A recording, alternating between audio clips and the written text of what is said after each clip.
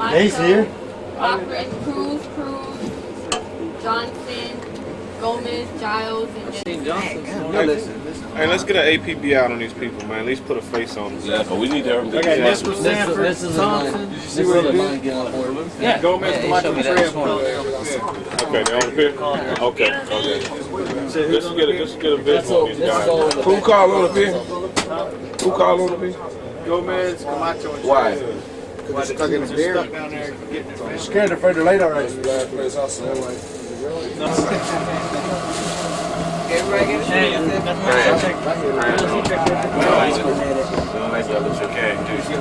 That's out of Russia. Mitch, they only had 8.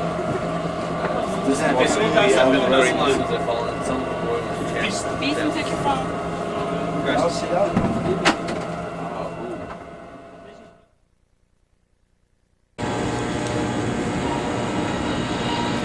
So they watch all the birds landing and everything.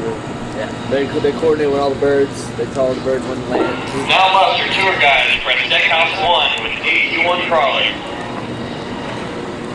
You operate that? What's that called? Tilly.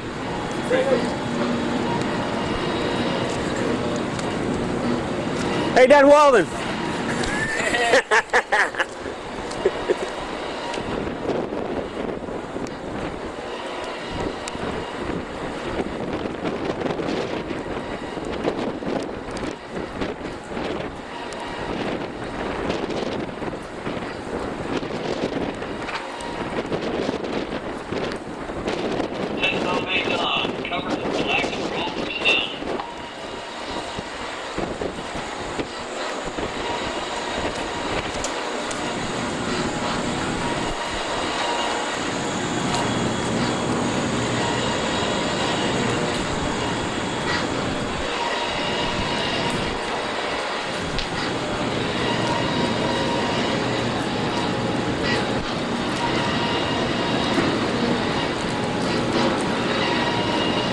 There's Ryan's boat, and that's not a boat. This baby's a ship.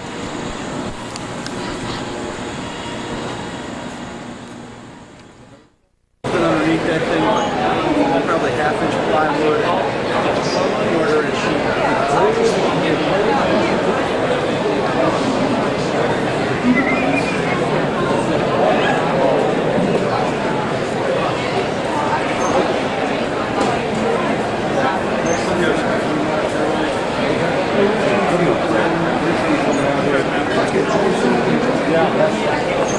Yes, sir. Either works or not. If I can find long enough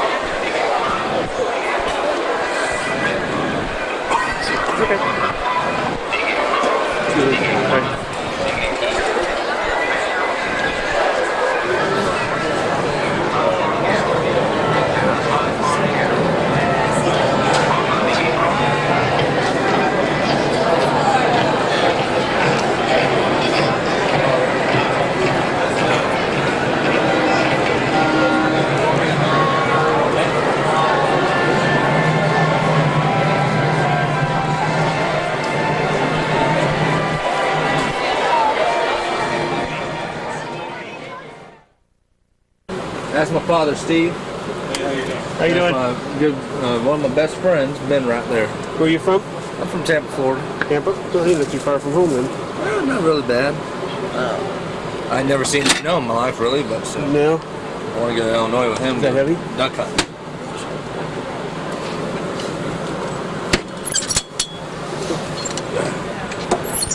I got the most softest mattress in here. About a $16 foam thing. I don't know about that, but You hungry? No. Feel this one. Oh yeah. That's just the best. Stocked up. That's well worth it. How do you share your buck? No. When you're working somewhere. Oh, that's a sub. That's a sub. We don't do that here. Those are fighting. Those are fighting terms. And if somebody gets in your rack, you're either fighting or. Have you guys had kicking ass, fist fights back here? Not you could say? not lately. Turn the camera off. Turn the camera off. We can't Nobody's gonna see this. So how many guys you got? 6 guys to a row then? Just 20 in here? brother. Just 20 in here. Want to see the real brother? Want to see how we're... Don't even take them in there. I'm taking them in there. Say what? This I'll show you the normal brother. They don't want to go in there. This Really? is the special brother. Good meeting you. Nice to meet you. I'll see you right there. Okay. Where you go? Space. Inside. Oh, they got more space here. How did he leave so soon? Cool. Yeah, that's my girl, bro.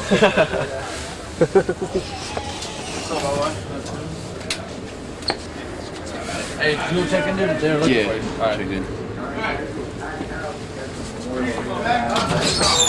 It's the lobby area. What is it?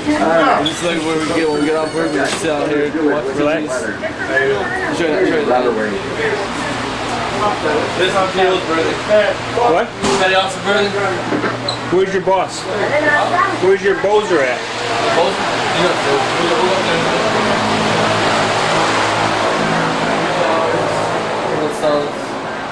Showers and shitters, huh? Well, they give you doors, huh? You're lucky.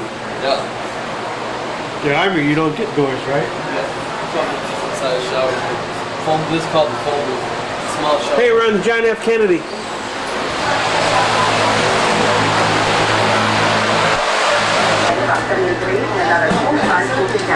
Show you the missile turret real quick. We gotta get back downstairs to get hit. Okay. We'll show you the missile. It's on our way out. Alright.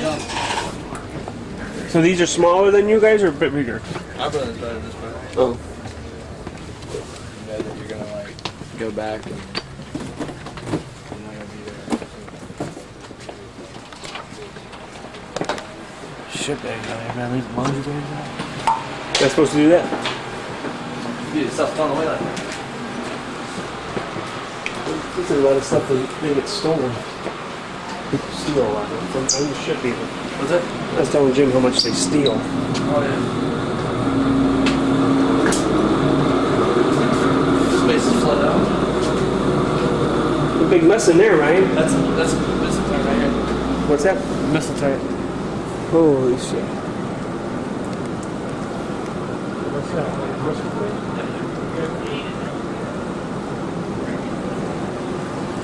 Can you take a picture of that? No, camera. Take it from inside there. You won't pay. What, those tugboats pull you out, those oil sticks? Yeah. Those guys make money. If you're the harbor pilot at this place, bank. What kind of missiles are those? I don't know what kind of missiles are those. No. No one of those boats. Are those part of your... Yeah, this is all of our fleet right here. When the carrier goes out, these boats go out with it. Not all of them. I think.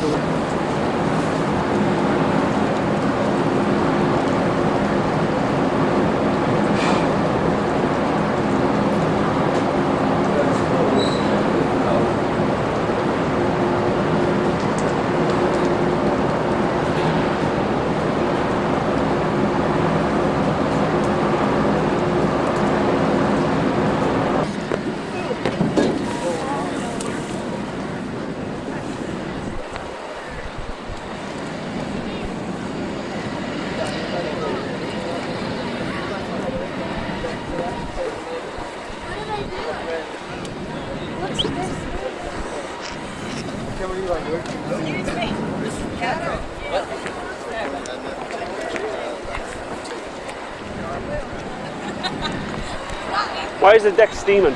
That's the cat. We actually launched the birds by steam. By steam? Yeah. It'll get up to 0 to 200 miles in 2.5 seconds. You launch it by steam. Wow. That's... And it's actually the steam that actually it's inside. It's pretty hot. They'll probably cut you. These things will catch on fire. Really? Called cat fires when we got in from out. If you steam to put out the cat. On the flight deck, the following attention to crash and warning alarm for primary flight control. Disregard.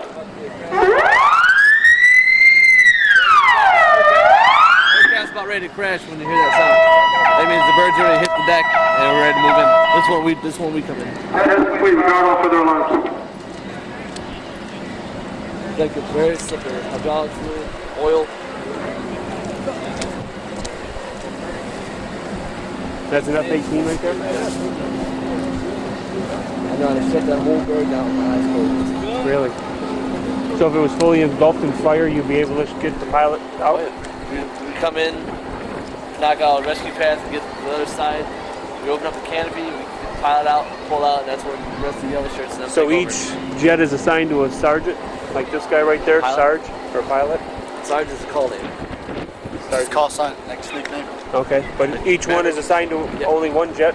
He's the only one that can fly that one? Well, that's actually, that's actually his plane, but he can fly whatever. Primarily, that's his. That's his, but if he was sick, then somebody else would... Anybody can fly anytime they want. As long as they're qualified to fly, they can fly it, but that's pretty much the bird they just give it to him.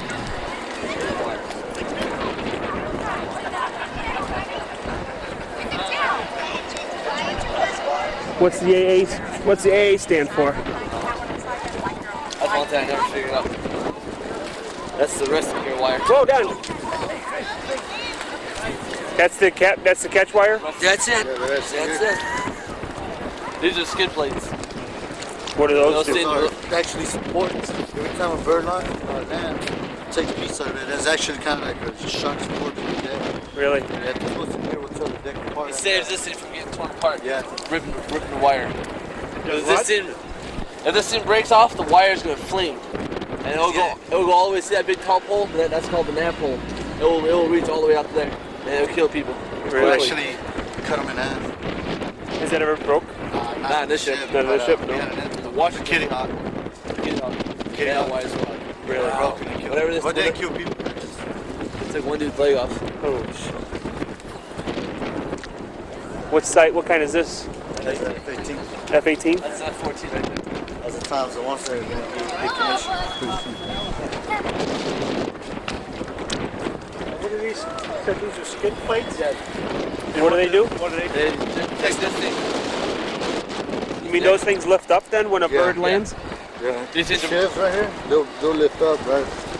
Probably 4 inches off the deck. When it comes up, when it got a jet land, it raises up. And It actually raise up before we actually start trapping the birds. The ATO, you'll raise the shifts up. You'll make sure you'll tell the airboss here's all shifts are up, wires are up and ready. All three of them get raised when a bird lands.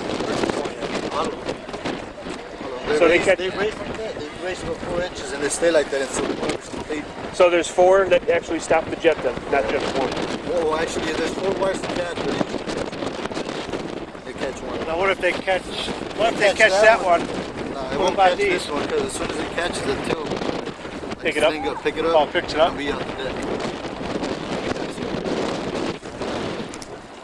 When they first catch the wire that cross the cannon, the first thing it's going to hit is the deck. So that's what we got the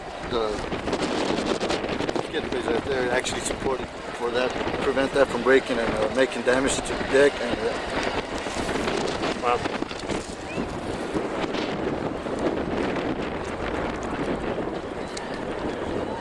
There's a flight deck on 2 Terminal 3, please back there on the starboard side.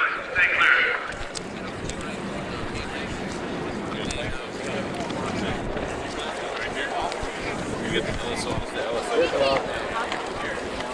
Cack pedals where some of the pilots are here, and they let the pilots know how far off the deck, how far right, how far to the left, how far down. And they talk to the air boss, the phone right here. They're the one who told the pilot about deck. Really? So he'll stand, he'll walk out here just by a calibrated eye can tell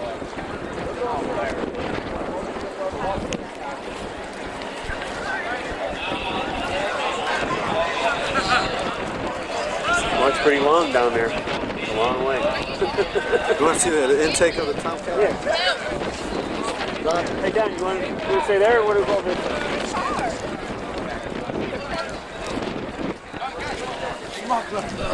So you have to learn all about the birds as well? Yeah. Well, Don actually has to know how to... He's got to do more than you, or... He actually has no other impression. This actually opens up and everything. Wow.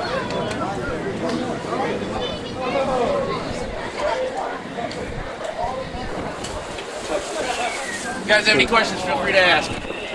Are you the pilot? I'm actually the backseater, the radar intercept officer. So. Radar intercept officer. The backseat driver. Yeah, I'm the driver. I'm the yellow shirt that tells them where to go. Up, down, upside down. You're going too far. We gotta turn left. Come on. Your commander, Mark Black. Yes, sir. No, actually, that's my skipper. That's his. Whenever we have our jets, the 100 series, the first series, the 100, is what we usually put our the CAG and his name on the bird, and then it just works from seniority down. So our skipper is Commander Mark Black, and our executive officer is CT Rodriguez. Is he here today too? No, actually those two are back over in, we're stationed out of NES Oceana in Virginia Beach. So those guys are already at home, and we're just two sets of air crew here for the air show. And, are you flying today? Yes, sir. Are you guys gonna do the boom tonight? We're gonna try to, if the weather holds up. How is it right now? It's not bad. We just need a ceiling of I think 1,000 feet, depending on what needs to happen.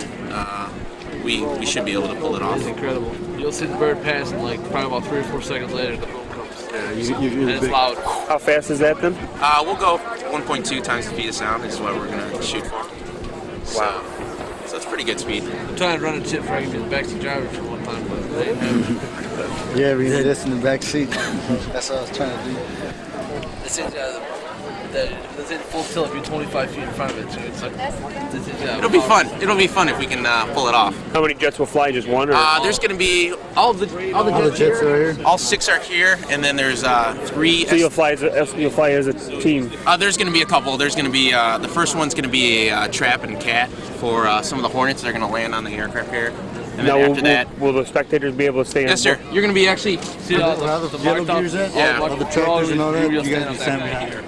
And then after everything lands, everything's cleared off, and then I think you'll be loud onto the port side, and all the show's going to happen hopefully on the port side. Okay. Kilos are coming in. S3s will be doing some tanking. So I should save Save some batteries. if you want. These are the fuel hoses that bring fuel on the ship. The ship holds 1 million gallons of fuel. I got it on the takeoff, but all it was like.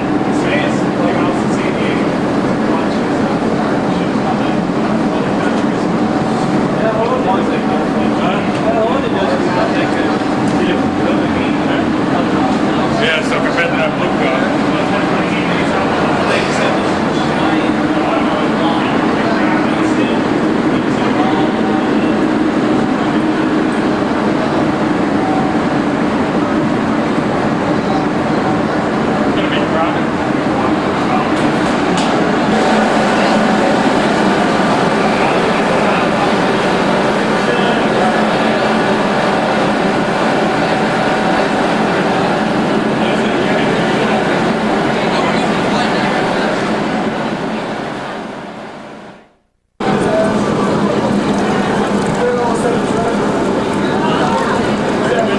Dolphin down there. What is it, Ryan, down there? Jellyfish. Oh, a jellyfish.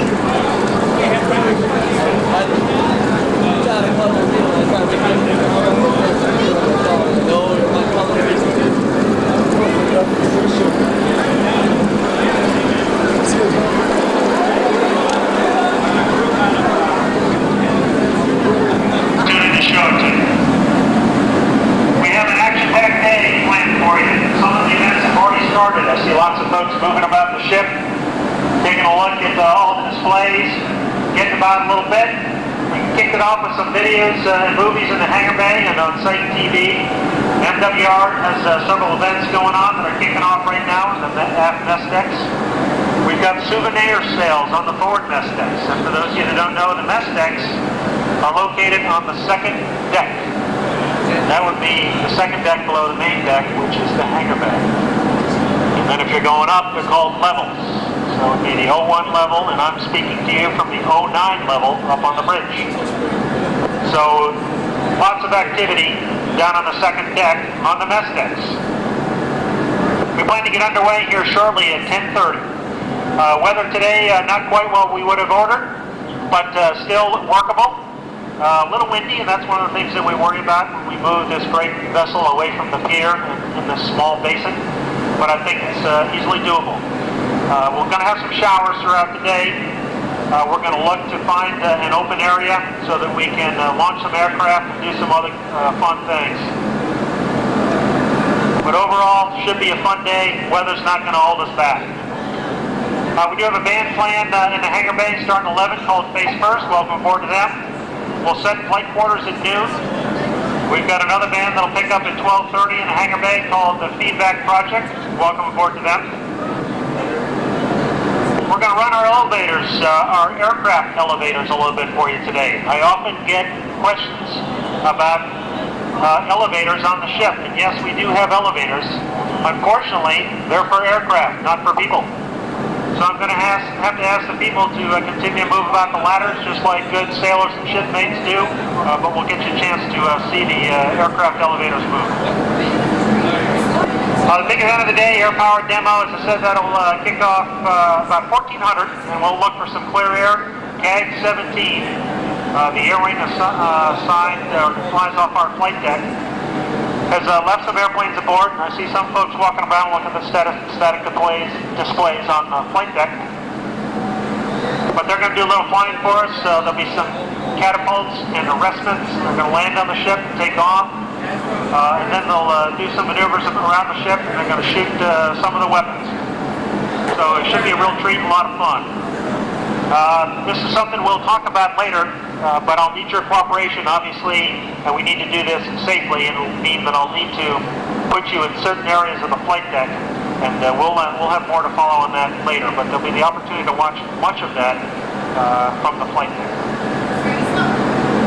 Got a crew served weapons demo this afternoon, sometime around 1500, and we also have a Sea Whiz packfire. Sea Whiz is our Gatling gun that's attached to either side of the ship. Nice defense enclosed weapon.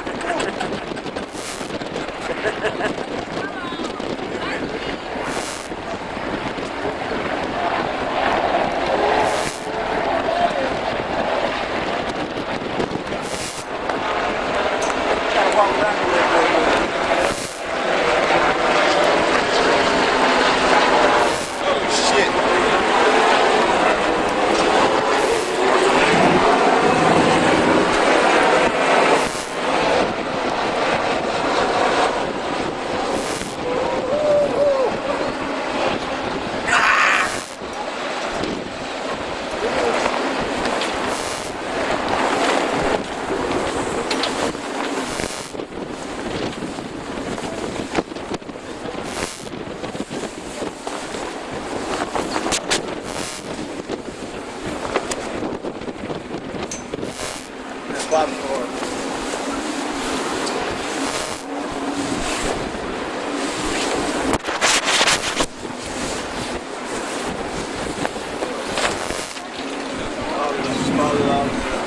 Oh, You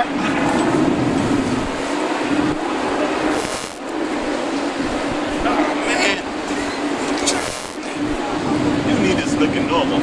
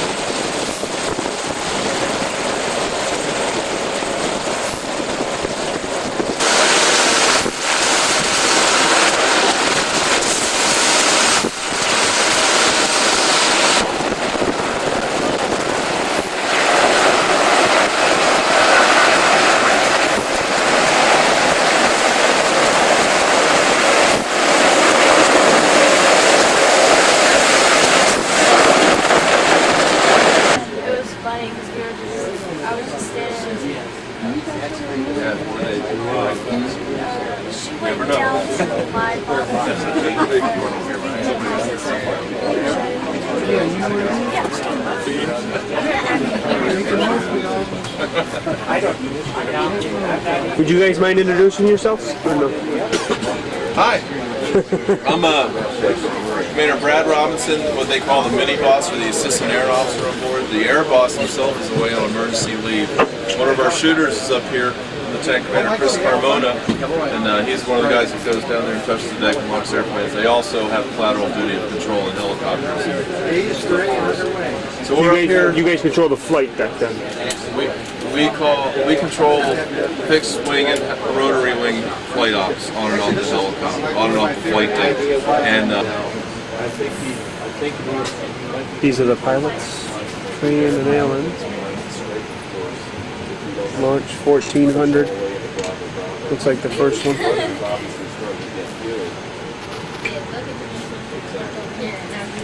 man, where's the steam?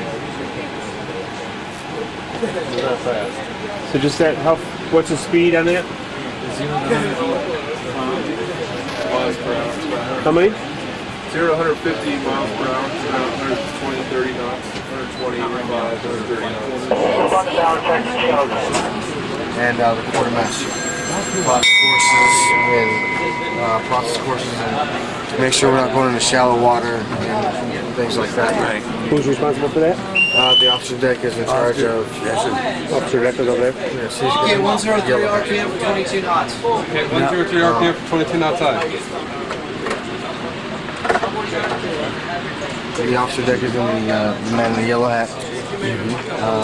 He's overall.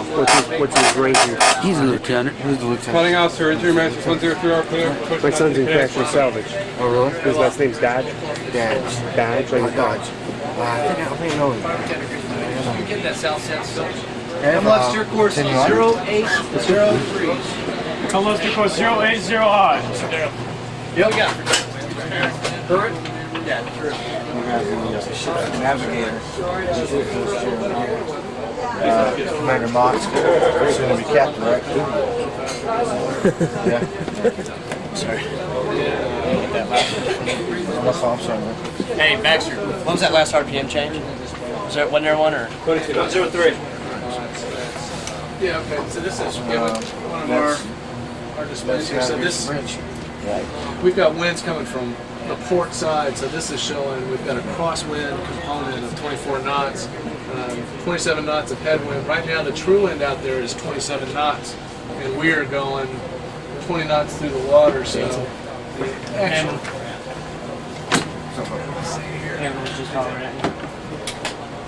Take course 080, taking course 0. We have 40 knots of relative wind over the deck right now. That's a lot of wind. Can you fly in that kind of speed? You can fly in it, but at 45 knots, we really worry about personnel being out on deck. 40 knots, we worry about personnel being out on deck. And there's some aircraft we can't move with that much wind over deck. So right now, flying birds is going to be questionable? Well, part of it is we're doing 20 knots. We're going fast. We're trying to get out to a location to to actually do this. Because we've got the true wind's 27 knots, we can almost go dead in the water and launch aircraft with that much wind. You need 30, don't you? You try to go around 30? It depends on the aircraft. To launch, we usually need less, so it's like around 24 knots, 25 knots to recover, especially the Tomcats, the F-14. They usually require a lot of wind. It's about 28 knots. At this location, when we were in the Persian Gulf, it was hotter, the air was thinner, so we needed more wind speed because of the density altitude. What is your position, ranking? On the ship? I'm the JAG, actually. I'm the ship's lawyer, but I stand bridge watch. I'm officer deck qualified. I'm one of the guys with the yellow hat, so I stand 6 hours of bridge watch a day as well, in addition to keeping people out of trouble. Well, how long have you been doing it? 13 years in the Navy. Congratulations. Year and a half here. Where was the other 12? Around, I was over in San Diego for about 6 years, and then over in Japan for about 3 years, and California, Florida. Where were we at? Air Force Academy graduate, my dad would like me to say. Retired Air Force Academy. Congratulations.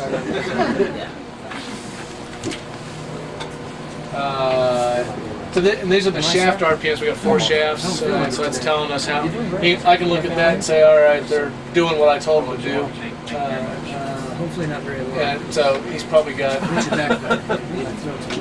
93 RPMs or so ordered. We've got some that are over, some that are under, but roughly all doing the same speed, so we know things are working. These are the rudder orders, so I can see where the helmsman has his rudder, make sure he's doing what he's been told to do. Got 103 ordered, Judge. 103, all right, roger that. Thanks, Chief. You're going to come to like 071, 068. Are you guys just hightailing it to get out? Yes, sir. We got a clear pocket of sky we're trying to get to, or are we just something like that. Trying to get Bravo for the hot box. Oh, okay. I don't think we're going to see much. I'm worried about ops. Right now the ceilings are below 1,000. If they don't get above 3, we've got issues. We're getting launches, but nothing coming in. Okay. Thanks for your time. Yes, sir. Thank you very much. Welcome aboard. Okay, this is the auxiliary conning station, or AUXCON for short.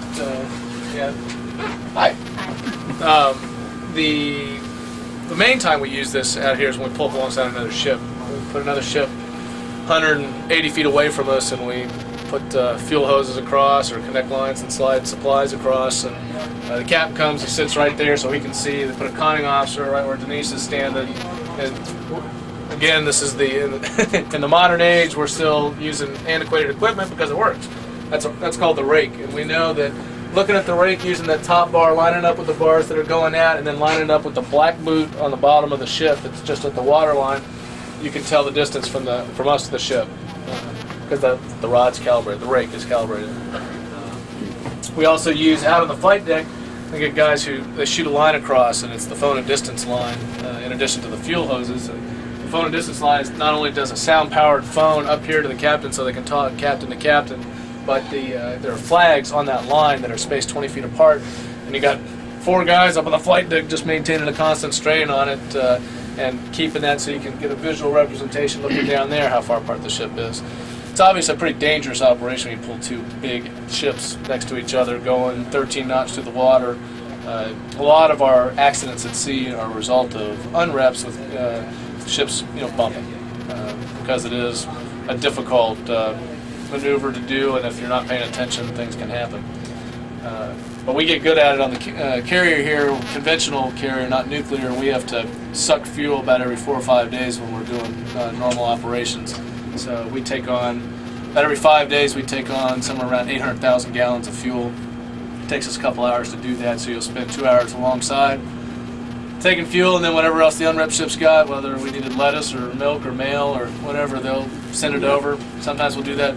Helos bouncing back and forth, picking it up on their flight deck, bringing it to our flight deck, or we'll have that, like I said, the wire connector that they'll slide pallets down to us. So when you're doing that vertical replenishment, you don't have to be as close together, obviously. Well, we'll do it that close because we'll still have the fuel hoses hooked up. But yeah, and then once we're done fueling, we'll break away, get about 500 yards between us so we feel better. And then do the helos back and forth. Do they still do personnel back and forth? And we'll do it by helo now. We won't slide. I mean, we have the capability to slide them, but that's... We did that a lot in Korea. Yeah, that's I was on a dangerous. tank, I was on a fuel, on a tanker, fleet tanker, so I know. Yeah. We take a carrier along one side and destroyers on the other. Exactly. Yeah, you get the unrepped ship in the middle, the cruiser destroyer on that side, us on this side, and then sometimes we'll have another supply ship off that side of us that's giving us the doing the vert rep with them, fuel with them, they're fueling that guy, and then we got another one waiting station back there to pull up. So it's Wow. Big operation. 5-6 ship operation, moving through, going 13 knots, trying to keep everybody else out of the way. I thought filling people.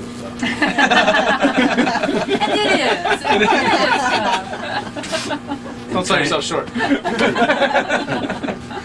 The course degree is 80, but yet the magnetic one is different. What is there always a variance on that? There is, and you have to look on the chart wherever you are in the world. The magnetic variance is different from true north, and that's just a calibrated thing. So we track the true course that we're steering, and the helmsman has to remember the magnetic course. Got a little magnetic compass right there. So you got to remember the variance. Then he just sets it up. Then he just knows what the variances are.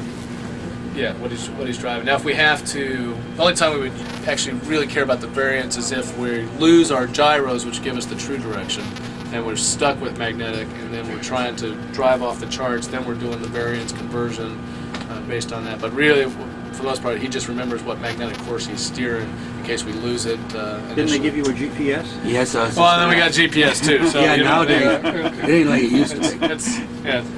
We have a ridiculous amount of electronics on board now. Yeah. Which is tough on this ship built in 1967, trying to keep it up to date. As the guys in Air Ops pointed out today, we're the only carrier left where we're writing stuff on grease pencil on the I've seen the thing pull out. Yeah. Because everybody's got plasma screens with computer generated stuff. So. You carry a little handheld GPS just in case. Actually, it's mounted right there back where the quartermaster stand. He's got two of them, 2 GPSs right there, and there's GPS input 0, 2, 3. According to this, he's going to get within 3 miles of us in 10 minutes. He's going due south 175 degrees, making 7 knots, coming towards us. So I imagine they've already talked to him out there, called him, say, hey, do you mind not coming so close to us because we're a big carrier. So it's a ship then, because you're not saying air. You're not saying air. You're just talking water. This is all surface radar right here. Sometimes with helos or whatever, we'll pick up low-flying aircraft, but we don't. It's not a air search radar. We use this all the time, and it's good out to. You can pick up contacts 30 miles out with good weather, but inside of 25. Who talks to him? Is that down in the CDC? No, it's us. We've got a bridge-to-bridge radio up here, channel 16, just like any other. Just like in a navigational. Right, you just call them up. So the call of that guy would be, a motor vessel in position. We can put our cursor over top and we know what lat and long is. So we say motor vessel in position, blah, blah, blah, blah. On course this, speed this. This is U.S. Navy warship, 4.7 nautical miles off your bow. Have you on channel 16. Would you ever give the name of the ship, or just U.S. warship? We say U.S. Navy warship. Now, we'll sometimes, when we're talking amongst warships, we'll give our side number. So we're 67, so we'll say warship 67. We'll say warship 80 is warship 67. Okay, but not some of you don't know then. Right. We never say John F. Kennedy. Okay. It's not because it's a big secret. I mean, we're the only carrier really operating around down here, so people know it, but smart to figure it out. But that's just by custom. And then when we were over in the Gulf, we called ourselves Coalition Warship. Coalition Warship. Because we had Canadians and British and operating with us, so to keep that standardization across. You kind of tell from accents who's talking. Then just if you didn't get out of your way, then you would send helos to see what it is and warn them. Yep. Helos out. We also had S3s flying around. Their primary job is tanking, but they sea control also, so they'll fly over and check out contacts for us too. And then 99% of the time we had a smaller cruiser with us. The Vicksburg spent most of the deployment with us, and they would move out and, in a real scenario, check something out for us too. So before you sent the ship out there or another plane or helo, how close would you be before that happens? Here right now you said it's 4. Well, you said right now he's 4.4 miles away, or yeah, and I don't know. You can't see 4 miles, probably but can't. That's calling it pretty close. We're not in this scenario here off the coast of Jacksonville. We're not that concerned with it. Right. So we have an Alert 30 helo. If it was a different kind of threat in the area, we would have already had somebody over top of it. Trevor, when it flashes lost target up there, what does that mean? that means this one up here, we're having trouble painting him on radar. You just clicked it, and Clear the sometimes alert. we'll pop it. It'll pop back in. So those are 2 of the contacts up on the top? Where Yeah, all the yellow blips are contacts right there. You know, the only ones we're heading this way, 080, so we really only care about the ones that are in our vicinity. Like with the ones on altitudes and everything, just as a contingency. Hurts my back just like you do it, sir. It'll twist you. Just always nice. Brandon, you're getting cramped.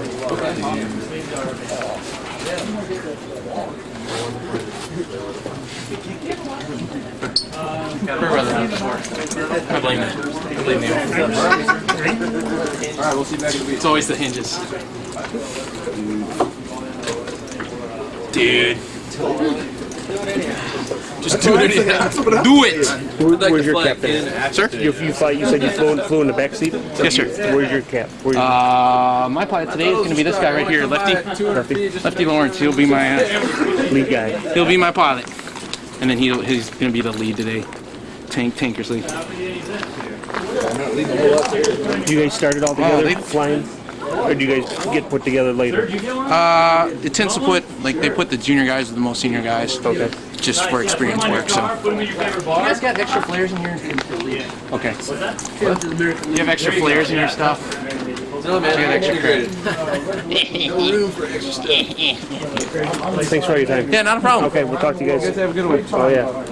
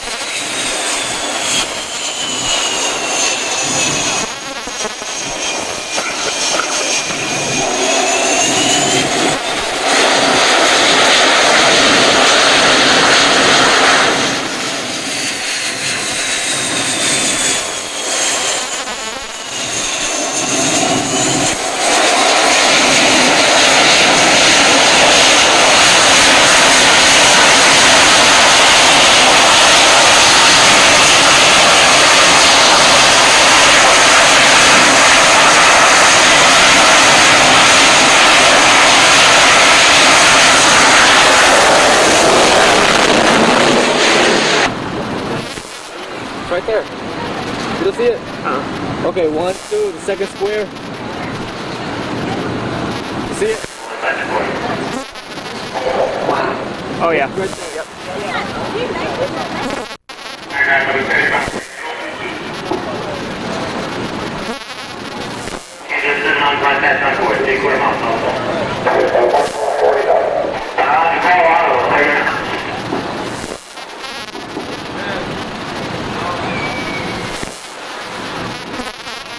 It's coming.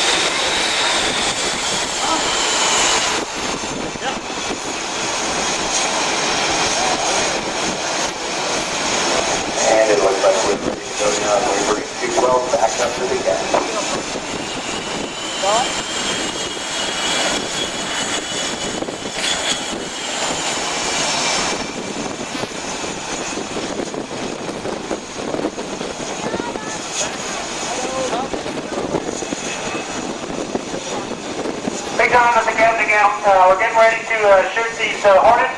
We're running out of time, running a little low on time here, so we're going to shoot them, and we're going to start heading back towards Mayport so that we can maintain our schedule. And if they get joined up, they're going to do a flyby here as they get ready to head back to Oceana. Again, Great Americans from CAG 17 flying combat aircraft. Real professionals showing you how carrier aviation works. Captain up.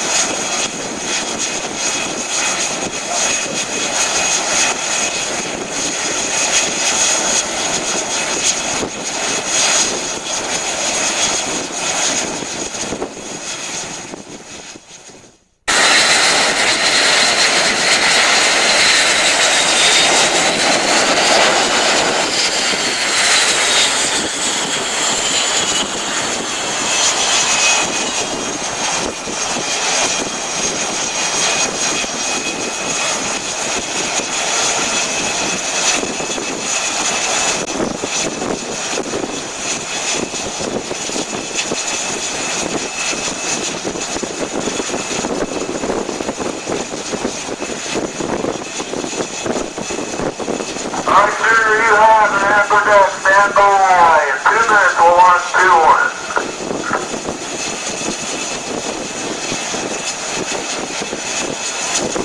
And there goes the middle. Moving in.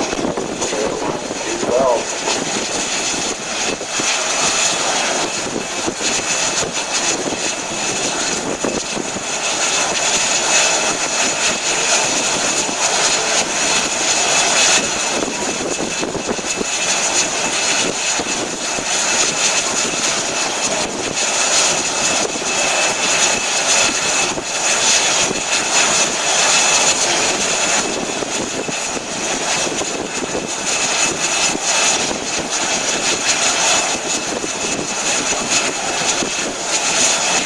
Alright, we're green on the way, Skypole. 2 Hornets, Skypole, number 4, stand clear of the push out, we're up to the service start line. Here we go.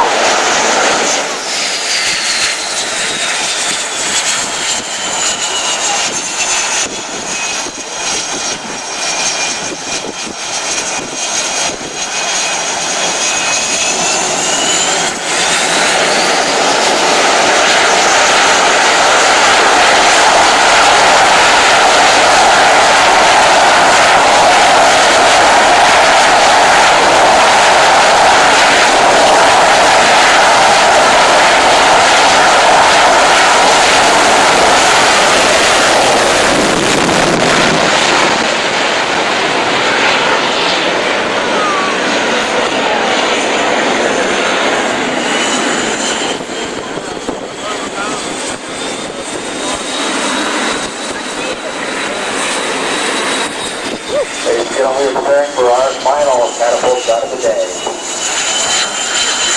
Shortly after the catapult shot, 207 and 212 will join up overhead and come by the ship for one high-speed section flyby.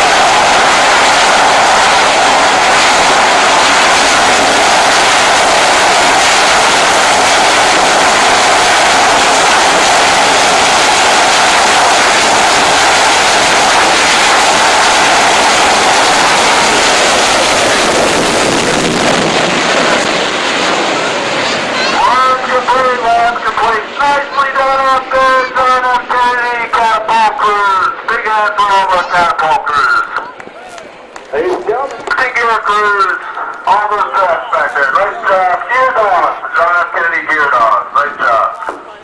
Ladies and gentlemen, stay put for just a couple of minutes and we'll have a section flyby for you. Okay, stand clear on spot 4. Get ready to recover. Red line.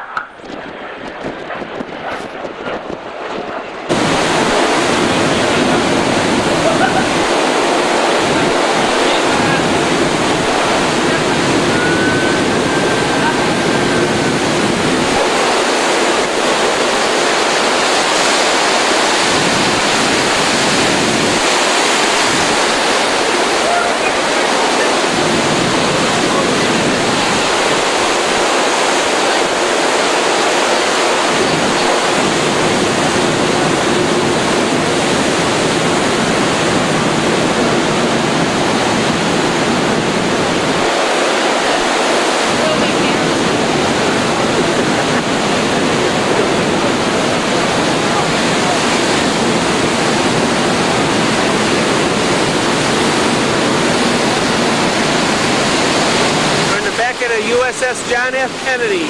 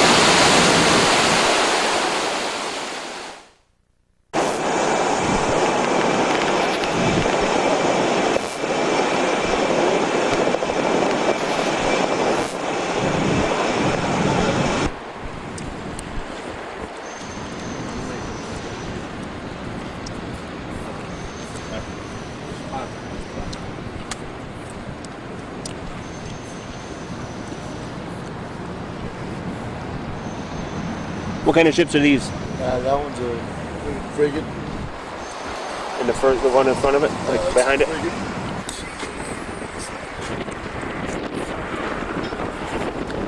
That was a destroyer.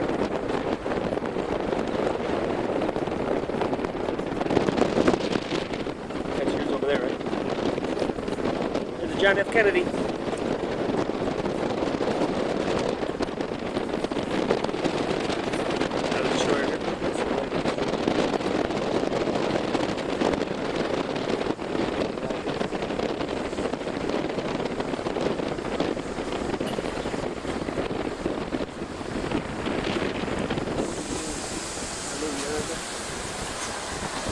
USS Spruce.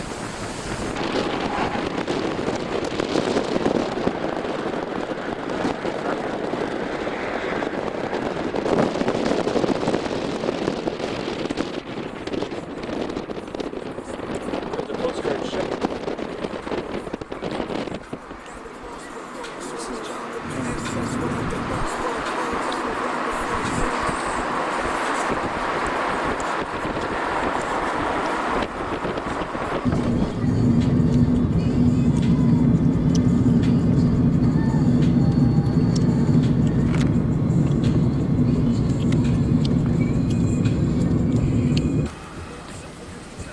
The John F. Kennedy.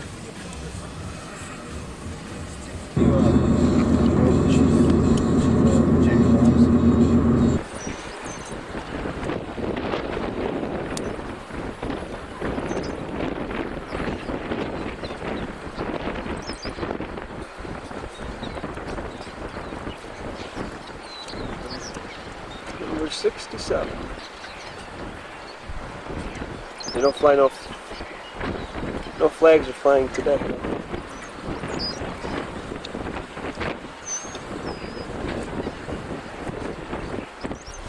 Radar's not even moving. load it back in the we'll shut the whole boat down. Really?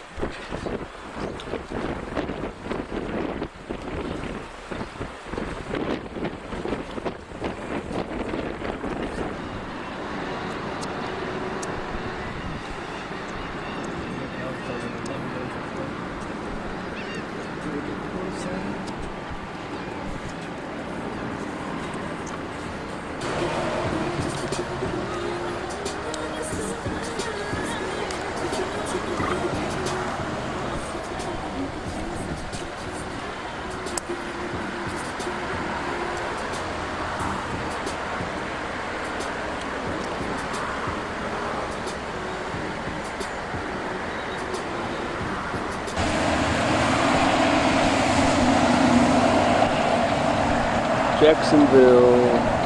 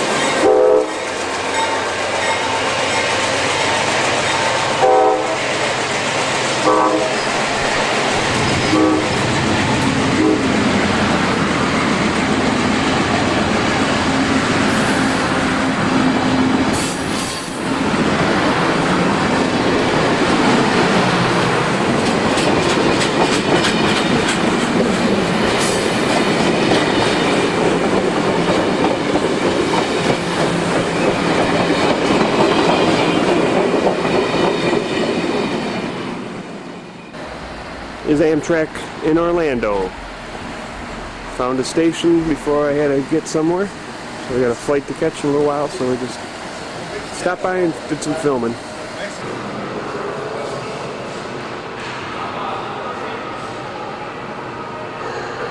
That was train number 98, the Mentor, just that we've seen coming in, so going northbound from Orlando.